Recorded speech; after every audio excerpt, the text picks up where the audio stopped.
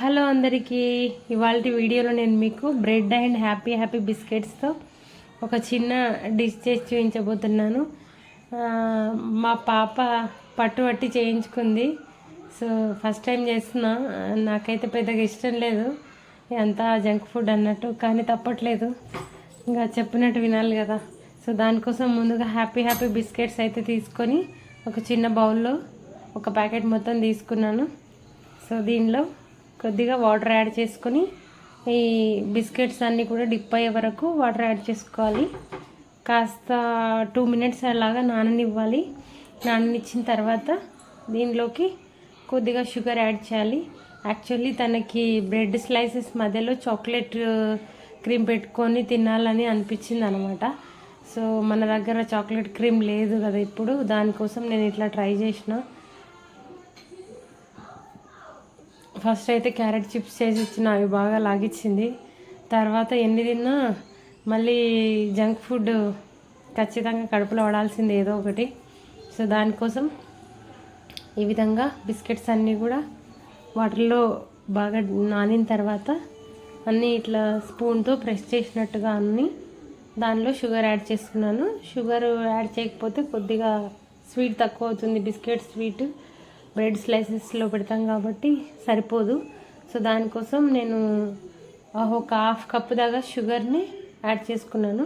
Add చేసుకొని sugar అంతా కూడా మొత్తం కరిగిపోయే వరకు మొత్తం అంతా కూడా బాగా కలుపుకొని,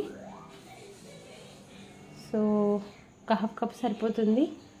అంతా బాగా కలుపుకొని ఈ మిశ్రమాన్ని సో స్టవ్ పైన ఒక గిన్నె పెట్టుకొని ఆ గిన్నెలో ఇదంతా కూడా పోసుకొని ఫ్లేమ్ సిమ్లో ఉంచుకొని, సో లైట్గా 1-2 minutesలో దగ్గర పడుతుంది. దగ్గర పడే వరకు సో కలుపుతూ ఉండాలి, లేదంటే అడుగు పడుతుంది.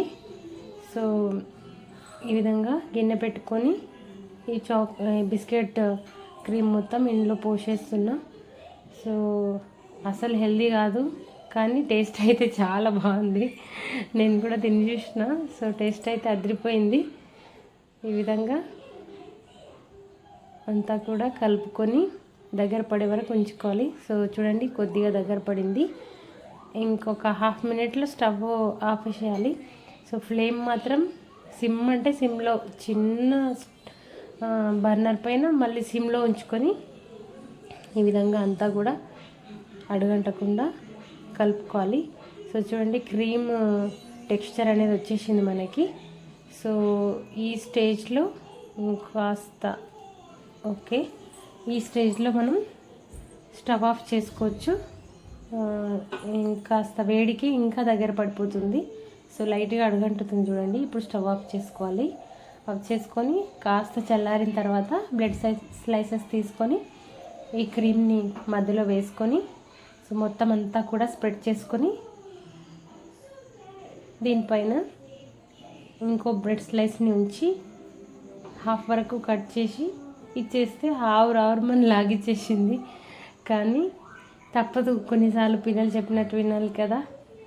సో దాన్ని ఏదంటే అది చేయాల్సి వస్తుంది కొన్ని టైమ్స్లో. సో టేస్ట్ అయితే చాలా బాగుంది. సో వైట్ బ్రెడ్ బదులు మనం బ్రౌన్ బ్రెడ్ యూజ్ చేసుకొని కూడా చేసుకోవచ్చు. సో ఇంత మొత్తంలో చాక్లెట్ క్రీమ్ పెట్టి బొజ్జులోకి పంపించే కంటే బిస్కెట్స్ బెటర్ అనిపించి నేను ఇట్లా ట్రై చేసిన. టేస్ట్ అయితే చాలా బాగుంది, తప్పకుండా ట్రై చేయండి. ఇదండి ఇవాల్టి వీడియో. మీకు నచ్చినట్టయితే లైక్ చేయండి, షేర్ చేయండి, సబ్స్క్రైబ్ చేయండి మన ఛానల్ని.